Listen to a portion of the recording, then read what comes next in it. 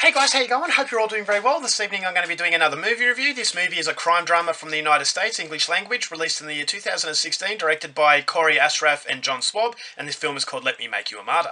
So Let Me Make You a Martyr is set in the seedy underbelly of the United States. There is this town that the community has really forgotten about. It's a town that has been besieged by drugs. Everyone seems to be hooked by it, and in particular this beautiful young woman. Now this beautiful young woman, her father, her stepfather, is actually a drug baron, and the drug baron is actually profiting off all the pain and suffering, so it's clear that he's not a very good person. And so the brother of this family, he's actually been released from prison. He's been away for a very long time, and instead of trying to make a new life for himself, he wants to venture back into the pain and torment of his past in order to try and save his stepsister. So before he can do that, he has to try and convince the father to let her go, but he doesn't want anything to do with this. He doesn't want anything to do with the brother, and so the brother is furious. He believes that the stepfather is the root of all these problems, so he wants to take care of him, and he's going to try and hire a hitman to do that. But unfortunately the father, he's actually realised this brother's plans, and he's going to hire a hitman of his own to try and take care of him. And so it's going to be a web of violence, and it's the destructive nature of drugs, and whether or not the brother can get to his stepsister in time is something you're going to have to find out for yourself, because that's as far as I'm going with my synopsis. Now my thoughts on Let Me Make You a Martyr.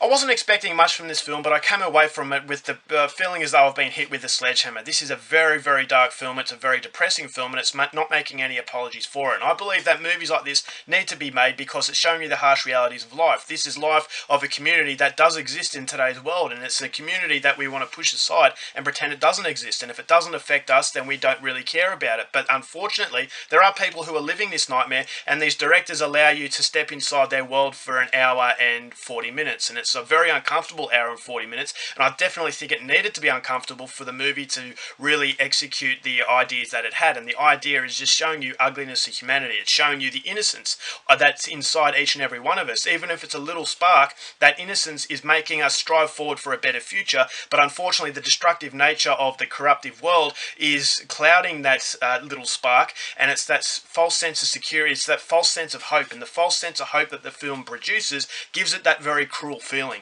And it's the cruel feeling that will make you feel very, very depressed. So atmospherically, I think it works. I think it does its job, and it shows you the powerful nature of drugs and how it can hook each and every one of us, and how basically, even though on screen these characters might not be great people, there is still redeeming qualities that each and every one of these people have. And so I thought, all right, there's a strong sense of humanity in this film, and the humanity of the movie is complemented by a symbolic gesture that the film has. And so that symbolic gesture actually makes this film up for interpretation. And if you see the film, you'll know what I mean. And so although it is a movie that is showing you ugliness of reality, there's that strong sense of symbolic gesture that actually makes the movie a little bit more thought-provoking than you would initially think. So it's definitely a character study of very damaged people in a very damaged environment, and it's the product of the environment. It's these people who have been growing up in a world that they don't know any different. And so for that, you do get sympathetic qualities with them. Yes, they're broken people, but they're very sympathetic people, and you want to see them go out of their life, what they've known, and actually get the happiness that each and every one of us deserves. But whether or not they do that, that is the question that remains in the air, and it's the question that gains the curiosity to make you want to go venture into this dark world to see if they can make a better future for themselves. And so it was all very impressive in that way, and I just thought the impressive qualities was amplified through the very impressive visuals. Visually, I think it was a very downbeat, depressing, it's very grimy, it's a very, very dirty looking film. There are some fairly harsh and powerful moments of drug use.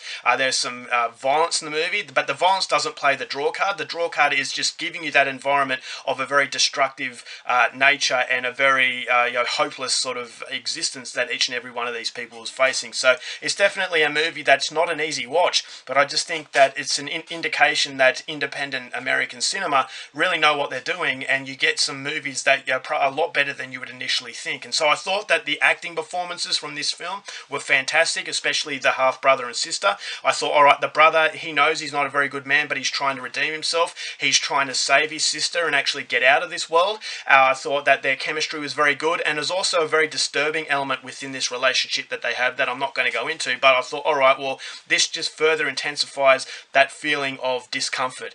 And so you also have Mark Boone Jr., who is a fantastic actor. He's been in a whole host of other stuff. He plays the father and this drug kingpin. I thought thought his character was interesting, but the problem I had with his character is ultimately the problem I had with the negatives of the film, in that the potential of that particular actor wasn't utilised.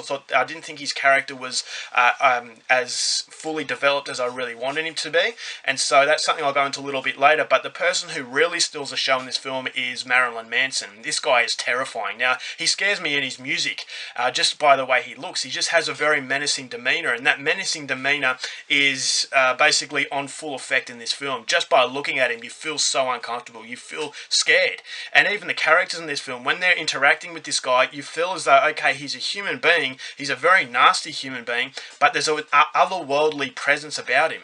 And that otherworldly presence within this character gives the movie a symbolic meaning. It gives the movie that feel as though maybe this is an otherworldly experience. Maybe this is something that has a whole deeper meaning than just face value. And this is where the interpretation comes up with it. The movie is not holding your hand. The movie is not telling you how it finishes and what it's all about. It leaves the viewer to make up their own minds. So the directors are actually complimenting the viewer's intelligence, and it's actually saying to them, all right, well, you make up your mind as to what this whole story is about. So that's another positive that I can really compliment, and it's another reason why I would say go out there and see this film. But unfortunately, although the movie does have impressive qualities, I don't think all those qualities were expanded upon in a very satisfying way. I still felt as though there was a sour taste in my mouth, because I thought the last quarter of the film especially was rushed, and I just thought that, as I said, Mark Boone's character, you got Marilyn Manson's character, I don't think the directors really knew where the most interesting aspects were in the film, is because it kind of concentrates over the whole lot.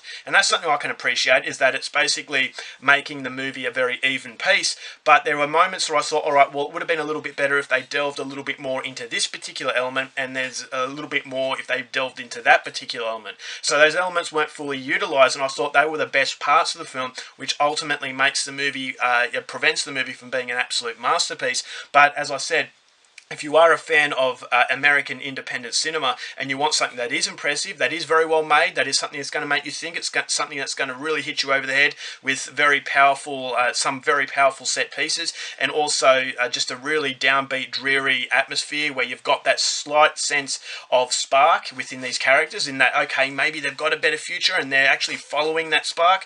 And so I thought to myself, all right, go and get it, go and get it. But unfortunately, it's that dark, overwhelming cloud that's covering all these characters that's preventing them from leaving this environment. So that's the really cruel sort of nature that the film has, and so it's a very difficult watch. But if you are a fan of this type of thing, I would definitely say go out there and see it. It's not a masterpiece, but it's certainly a lot better than a lot of other films out there, and as a result of that, I'm going to give Let Me Make You a Martyr 3.5 stars. Alright guys, that's it for my review. Hope you enjoyed it. Till next time, keep watching movies, and I'll see you there.